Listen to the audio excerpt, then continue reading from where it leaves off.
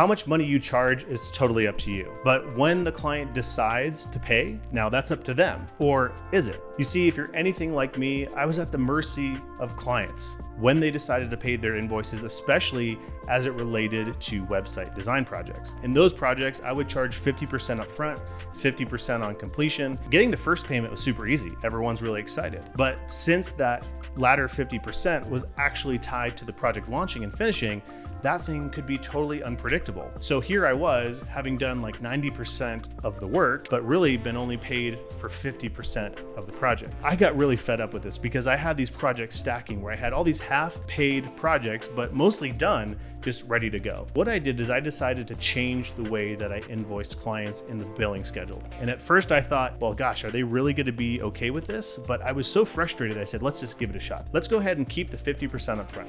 That's cool. But then what I'm gonna do is I'm going to invoice for the phase of work that begins next. So at the moment that I was finished with the design, I was gonna start building the website, I said, let's go ahead and invoice for 40%, the next 40%. So by the time that I'd actually done 90% of the work, I'd also been paid 90% of the project. And that last 10% was just hanging out there as kind of an agreement between the client and I that that's what was waiting for me to get paid until the thing actually went live. Now, the first client that I put this in front of, I was pretty nervous. I was like, are they gonna be okay with this? And I was totally surprised that they just didn't even blink. They said, okay, they signed off and it was no problem.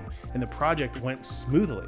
Out of all the projects that I put in front of clients, maybe 1 out of 25 would raise their hand and say, well, hey, wait a minute. So you're saying that you're gonna get paid 90% of the project, but we haven't finished and launched it yet? First time that happened, I just said, yeah.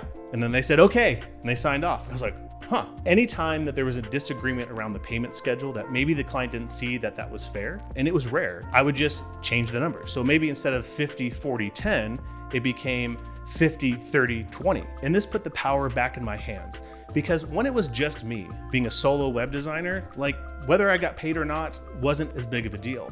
But as I started to incur more expenses, bringing on a team, having an office, I needed cash flow to be able to pay for these things. So if you're a web designer or digital marketer, only charging 50% upfront and waiting for that last 50% for who knows how long, that's something that's keeping you from actually growing and scaling your business into something that could be bigger than it is today. This is just one example of the common convention that's out there that I broke. All business rules are made up, and you get to change the way that you do business. You get to decide how it works. The 50-50 model is something that I thought everyone did, and therefore I had to do.